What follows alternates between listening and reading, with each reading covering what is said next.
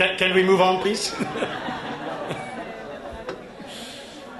ESPD, my organization, organized a set of conferences around what are the key quality requirements for the future, knowing that we live in this new era now, with the convention, with a new view on disability, a new society offering so many opportunities, challenges and problems as well, of course, but let's be positive and optimistic.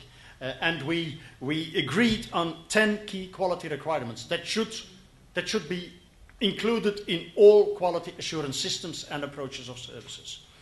First of all, a support service should facilitate full participation and inclusion in society. And it should be built around the person with a disability and the changing needs. We should leave the standardized approaches, tailor-made, person-centered, community-based and rooted in society. That's why small local organizations are so important. An organization can be very big. I have nothing against a big organization. But the activities done by this organization should be small and rooted in local society. Set up in close cooperation with mainstream actors, ordinary schools, kindergartens, and so on. And they should have an holistic approach, an approach covering all aspects of life. Because an inclusive labor market is only possible when you have an inclusive education and inclusive living. It's interrelated. Services should be provided by well-trained and well-managed staff, should aim at keeping the family and the social network around the family and around the person together, should be based on stakeholder cooperation, and should, of course, ensure security. Last but not least, services should allow real and informed choice. These 10 quality requirements are now across Europe incorporated in quality assurance systems to make sure that indeed we provide the services of tomorrow and facilitate this process of transition. Conclusion. If you fail to plan, you plan to fail. A change in systems is not something that happens automatically. It is hard work. You have to plan it. You have to manage it. You have to fund it. You have to monitor it. And that is what we have to do. We have to develop action plans, feasible action plans. We have to fund the overlap in systems. There is an extra cost in this phase of transition. We need allocated budgets, and we have to monitor the whole process. What is maybe more needed than everything else is leadership. Is leadership provided by committed authorities, researchers, of course, family groups and organizations of persons with a disability, and also the providers. Why? Why should we do all this? Because children with a disability, persons with a disability, should be able to enjoy society and to contribute to society like everybody else. Thank you very much. בוקר טוב, שמי ג'ורג'ט, עמותה שלי עוזרת לילדים בסיכון. So that's all I've learnt in Hebrew. I hope it made some sense. It's a real great honour to be here amongst so many friends who care so much about children and adults with disabilities.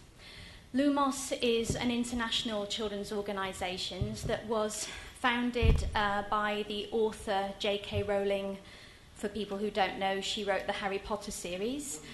And our global mission is to end the institutionalisation of children by the year 2050. We work very closely with many partners around the world. We are a founder member of the European expert group along with EASPD. We worked very closely with Gerard and colleagues at Galway, as he said, because no one can achieve something of this magnitude alone. It is very much about working together. So, let's see if this works. Institutionalization of children is a global problem. As Luke said, no one country has solved this problem completely, although a few are very close. And all societies at one time or another seem to discover the idea of separating children from their families and placing them in institutions as a good solution to problems. The best evidence suggests that there are 8 million children living in institutions around the world, and most people, when they think of a child institution, they think of the term orphanage. We don't use that word because it is a misnomer, because more than 80% of the children inside orphanages are not orphans. They have living parents, and the primary reason that they are in institutions is poverty. Then there are usually additional reasons such as disability and a lack of access to services for families, but the primary reason is poverty. And in Europe, it's more than 90% of the children in so-called orphanages are not orphans. There's plenty of scientific evidence that I'm not going to go into in detail here about the harm caused by institutionalization to children. And children in institutions are also at significantly increased risk of all forms of abuse and neglect. And this, according to the UN, is the same for low, middle and high income countries. When we take children out of families and out of the community and raise them in institutions, we put them at an increased risk of neglect. We also see very significant increased mortality, particularly for children with disabilities. And we see very, poor outcomes for children. Now, before I go on, I want to stress here that no one is saying that children should remain in families at all costs. And we know there are circumstances in which a child must not be in a particular family. However, what we are saying is that if you do need to remove a child, an institution is not the answer, because it compounds the harm to the child.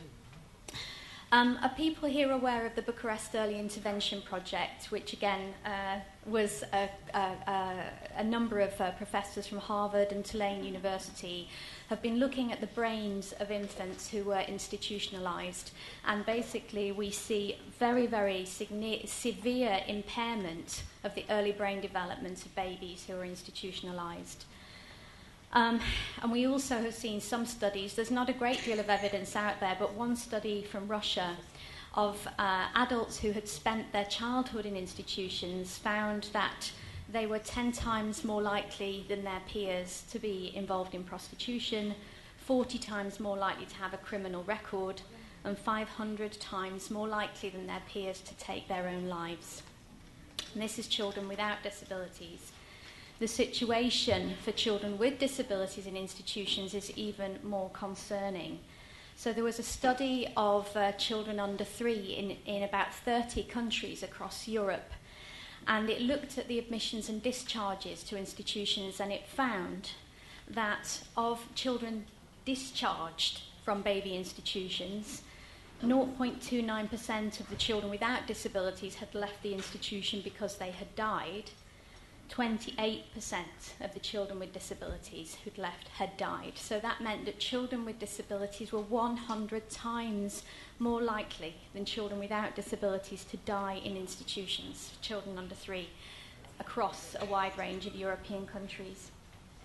So why are the outcomes so poor for children in institutions? I'm sure a lot of people in the room know, but the key issue is actually to do with the child's need to form an attachment to one or more key caregivers that are usually parents, and that need is actually a basic human biological need for development, and that without it, the child simply does not develop. This is what harms early brain development and all aspects of children's development.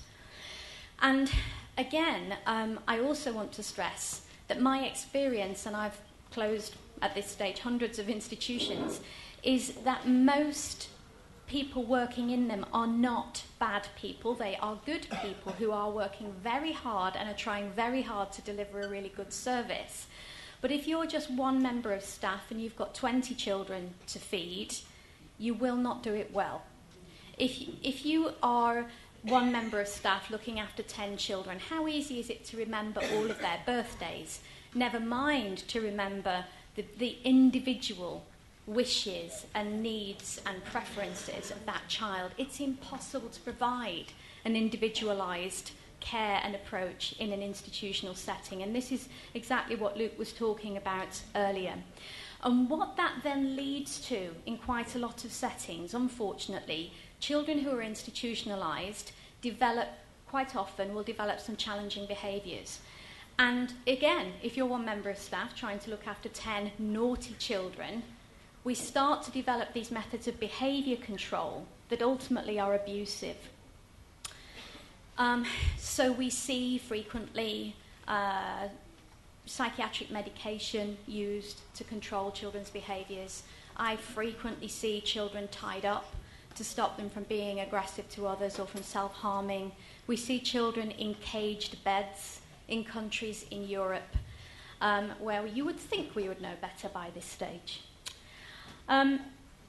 Another key issue is that children are isolated from the community and they don't learn the basic skills they need to survive in society. In fact, they're learning what I would call a law of the jungle quite often in institutions. They learn to survive according to the rules of the institution, and they are very different rules from those in society. And so we find that when these children leave, they really struggle to adapt to the normal outside world. They struggle with basic practicalities. They don't know how to manage money. They don't know how to get a bus ticket. But they also struggle to understand the way people relate to each other.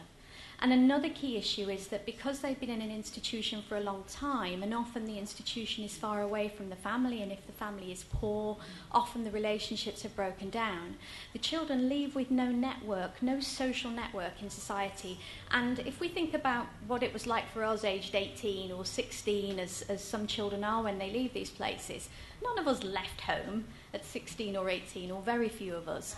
We had, we were coming back at weekends, we were being fed, we were back at holidays, we had someone to, help pick us up if we made a mistake, which I'm sure many of us in this room, certainly I did, made many mistakes in my late teens and early 20s.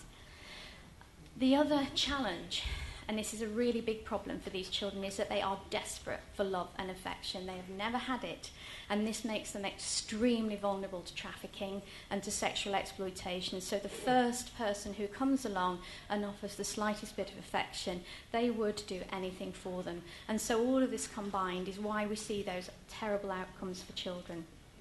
So as I said, there are 8 million children in institutions around the world, and the map here has just picked out a few countries just to prove the point I was making earlier, that the vast majority of these children are not orphans. They have living parents. I'm not going to dwell on that. But I did want to talk to, because Jer asked me specifically, to briefly touch on the differences from a legal perspective, if you like, and from a human rights perspective between children with disabilities and adults with disabilities. And I think this is a very important point to make, because the Convention on the Rights of Persons with Disabilities has got so much traction now, which is fantastic. But what we must remember is that children are not miniature adults, and children with disabilities need something different from adults with disabilities, and children are children first. So this means that really, for children, we should be thinking first about the Convention on the Rights of the Child. Every child with a disability has a right to all of the rights in the Convention on the Rights of the Child, but we have a challenge in that the Convention on the Rights of the Child is fairly weak on the issue of disability. And if you read the Convention on the Rights of Persons with Disabilities, much of it reads as if it's written for adults. So there's a danger of children with disabilities falling between the gaps of the two conventions. The rights are all implied in both conventions, but we need to make them as explicit as possible. And I just wanted to give you a quick example. If we talk about Article 19 of the CRPD, if we look at the first paragraph of that, it very much feels that it's written for adults. because it's all about right to choose, independent living, etc. Now, children, particularly babies, we cannot give a 2-week-old baby a right to choose, and it's not what they need. We can a little later, and we can gradually introduce choices into children's lives, and a lot younger than we think we can. But what children need is family. We know that what they need is a family in order to be able to thrive. They need to be nurtured and protected, and it's that nurturing and protecting in the family that helps the child then to develop the skills to grow up to become an independent adult. So I think we need to make this distinction and be very clear about what matters for children with disabilities when we're talking about Article 19. And there are some worrying trends globally that seem to be missing this point, and I'm going to come back to that at the end.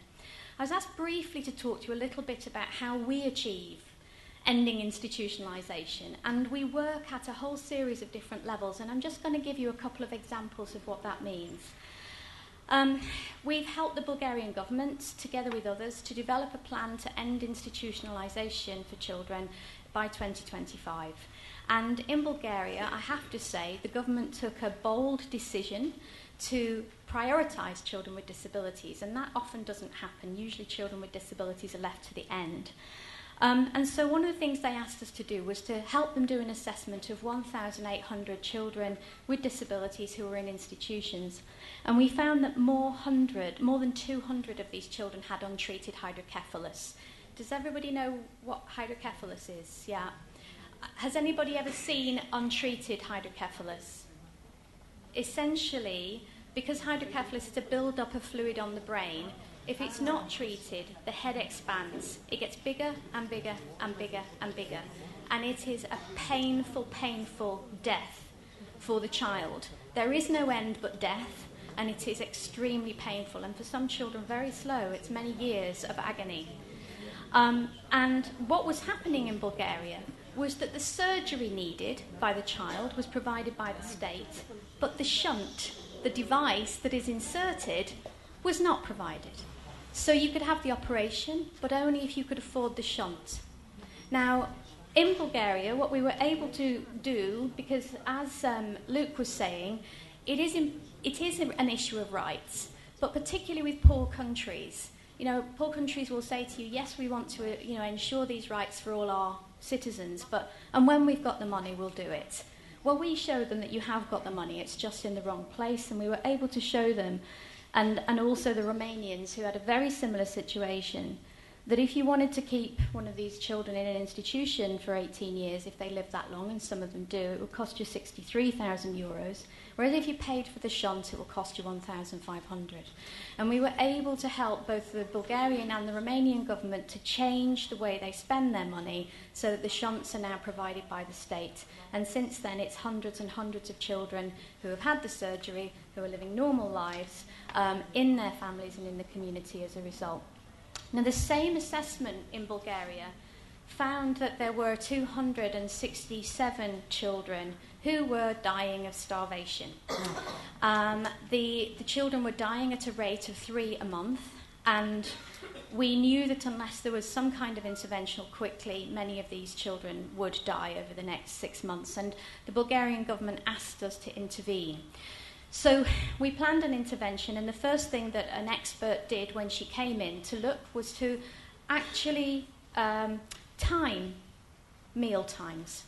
And on average, each of these children with disabilities was being given 1 minute, 20 seconds to eat their meal.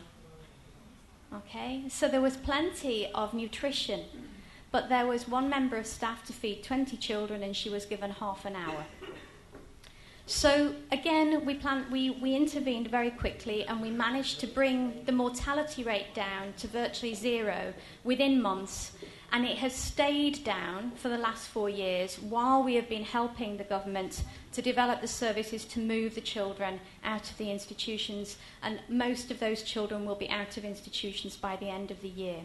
The solution is not perfect. The system the Bulgarian government is setting up has risks of continuing to be institutional, but there is a very, very big shift, and it shows you how a smart intervention can make a very big difference, a life and death difference for many children.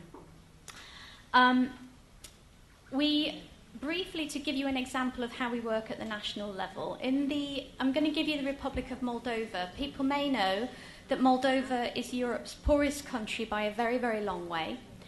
And when we started working, there were 13,000 children in institutions, which was a very high rate for such a small country. Between 2007 and 2014, we have helped the Moldovan government to reduce the numbers of children in institutions by nearly 80%. And I will just say that that is in a period of time where there have been 6 general elections and a revolution. It has not been the most politically stable country to work in, and yet it's been possible to make this happen. And one of the big solutions in Moldova was actually the need to develop a deinstitutionalization strategy together with an inclusive education strategy and to deliver them together. Because approximately half the children in institutions were children with disabilities in residential special schools because there was no inclusive education in the community. And again, for a country as poor as Moldova, the solution was a rights-based solution, but it was also economic. They all said, we'd love to develop inclusive education, but we simply don't have any additional resources. We've just been through a global financial crisis. We are the worst hit country in the world. What can we do?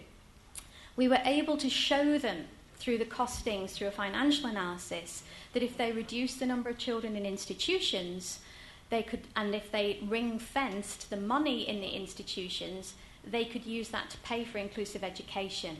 And so the Ministry of Finance worked with us, and we got a law in place which ring-fenced the money in the residential institutions, and as the numbers came down, that money transferred across to community-based services. We also, of course, had to change legislation. We trained about 14,000 teachers and doctors and social workers. A whole series of things needed to be put in place to make it possible to introduce inclusive education in Moldova. But if you look here, we see the blue numbers are the numbers of children with disabilities being educated in segregated schools, and the yellow are the number of children with disabilities being educated in inclusive mainstream schools. And we've seen a massive shift, and that's what's made it possible to bring down the number of children in institutions. And without wanting to bore you to death, I just do want to talk a little bit about the money. If we look at the cost per child in euros of keeping a child in an institution, of putting them into a good small group home in the community, of foster care, and crucially of family support, 10%. It costs 10% to support the child to be in a family than it does to be in an institution, even an extraordinarily poor quality institution as we had in Moldova. And inclusive education cost an extra €830 per year. So where we had a child with disabilities in a poor family, all they needed was, on average, €1,300 a year spending on them to keep that child safe and at home and being educated in their community alongside their peers. Compare that with the 4,100. So these were the cost savings over 12 years, because this is how long on average a child would stay in an institution in Moldova. And we were able to show them that if you'd left it how it was, with 13,000 children in institutions, or if you move those 13,000 into those community-based services, the costings in institutions for 12 years, €639 million, whereas it's €79 million to support children to be in the community. Now, this also is a dangerous argument, because we did not want the government to think they could just cut the costs and cut the budget. This is why we got the law in place that ring-fenced the funds. So the budget remained static, but it was invested in community services. And this is why it was possible that from the 1st of January 2013, 40% of schools in Moldova are now inclusive and have additional resources to make it possible for children with disabilities to be educated in the community and therefore to stay at home with their family. We also put in place community-based health services that reduced the infant mortality rate from 14 deaths per thousand to 9 per thousand in the same period of time. So very briefly, we've done a lot of work, and we still do a lot of work at the international level, but Luke has talked about the work of the European Expert Group, as has Gerard, where we've made some major changes that are now shifting billions and billions of euros away from investment in institutions and towards investment in community services. And we're going to see a huge change in Europe, I think, over the next 7 or 8 years because of this. It will not be straightforward, but it is now possible. So we are now working to build on those successes in the EU, and we've been working with other departments in the European Commission to say, well, look, if your rules say that institutions are not good enough for children in the European Union, then they're not good enough for children anywhere. And anywhere the European Commission is spending its money across the world, it should be making sure that it's investing in community-based services and not propping up the institutions. So we want to ensure that the standards for Europe's children are the standards for everyone's children. There's no difference there. And we're also working to focus on aligning efficiency of what other donors are doing, so that the World Bank, the US government, the EU, other bilaterals and other banks are all taking these same principles and making sure money is going in the same direction. I wanted, because I'm sure you are sick of hearing my voice, I wanted to talk briefly a little bit about the evidence of children flourishing outside institutions. So the Bucharest study, which I would strongly recommend, saw massive differences, very significant differences in the IQs of children raised in institutions and the IQs of children in families. Much better in families. They also saw significant recovery when you move the child from the institution to the family, but when you move the child after the age of 2, the recovery would never be complete. There would be some lasting damage, and so that's a very important point to raise. This was a study that I was involved in Moldova that looked at the differences in children who came from institutions to foster care. And it wasn't the best foster care I've ever seen, it's just it was dramatically better than the institutions. And we see children who, in blue, who were average or above when placed, and average or above now, 2 years after being in the institution. And we see very significant improvements in physical and developmental issues. But we also see very significant improvements in behavioural issues. And this is really important because it is so challenging for a child with challenging behaviours to integrate into society. And we also want to point out that many people in a lot of the European countries where we work assume that families of children with disabilities in institutions won't want their children back. Well, we did an assessment of the families of those children in Bulgaria I told you about, and 53% said that they wanted to rebuild their relationship with their child. And that was often after many, many years, and actually quite a few of those children are now going home. And one parent, I mean, many of the parents said something like this, but I think this is just such an important quote, because she had been advised to place her child in an institution. She'd been told, you won't know how to look after him. And she had said, if anyone had told me that I might be able to look after my own child, I would never have let him go. And there are many, many parents who say the same thing to us.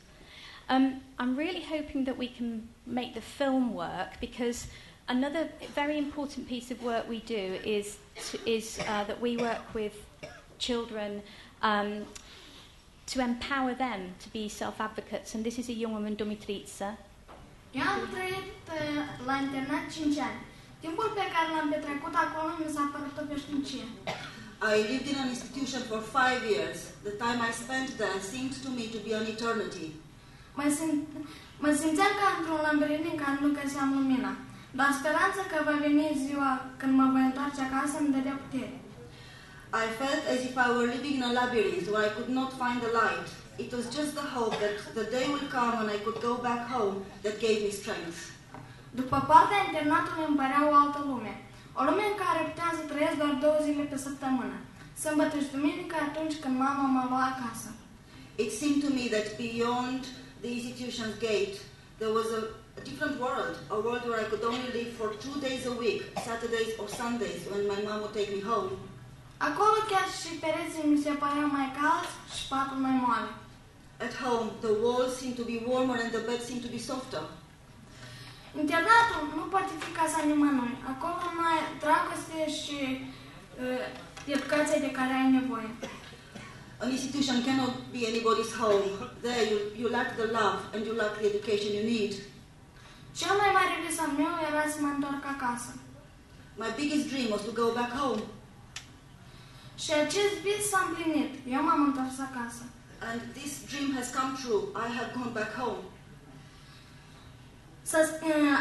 M-am simțit altfel. When I felt differently. Acum știu că am dragoste și educația de care am nevoie. I know now that I can rely on the love and the education I need. Mă bucur că sunt împreună cu familie și sora. I am so glad to be back with my family and my sister. Și aș vrea ca aceasta să fie pentru totdeauna. And I'd like this to carry on forever. Deja de 2 ani învăț la liceul din satul meu. I have been attending the village school for 2 years now. La început mi-a fost foarte greu. Am crezut că o să fiu diferită de copii. To start with, it was very difficult for me. I thought I would be different from the other children. Însă nu a fost așa cum credeam eu. But it was not as I thought it would happen. Colegii și profesorii au fost drăguți cu mine. My schoolmates and my teachers were very nice with me. Ei mi-au oferit ajutor și continuă să mă susțină. They helped me, they offered me help, and they carry on supporting me. Ei mă ajută să pregătesc temele pentru acasă. They help me prepare my homework. Îmi duc rucsacul. They carry my backpack. Școala în care învăț a creat un mediu în care ajutorul, înțelegerea și dragostea sunt lucruri firești.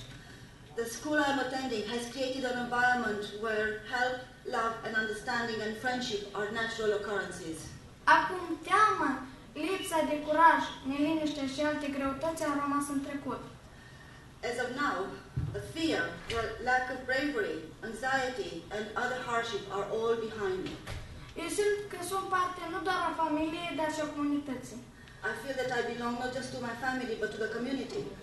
Am participat deja la 2 conferințe și am vorbit în fața mai multor oameni despre cât de importantă este să se respecte drepturile fiecărui copil.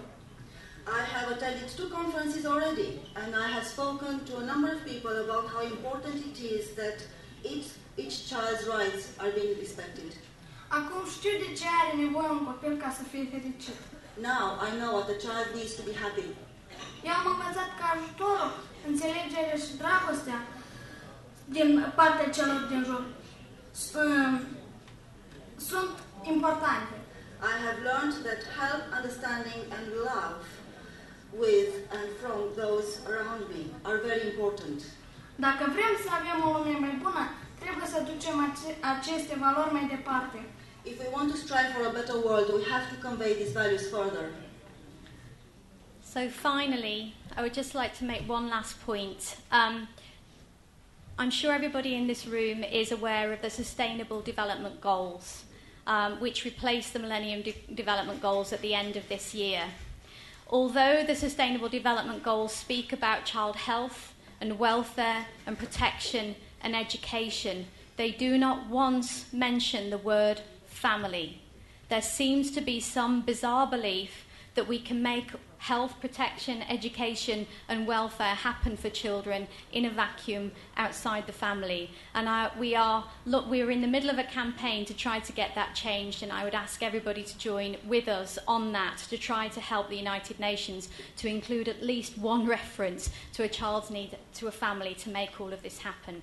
Because as Dumitrița demonstrated, it means absolutely everything, and it makes the difference between life and death and between being part of the community and being isolated for the rest of your life. Thank you very much.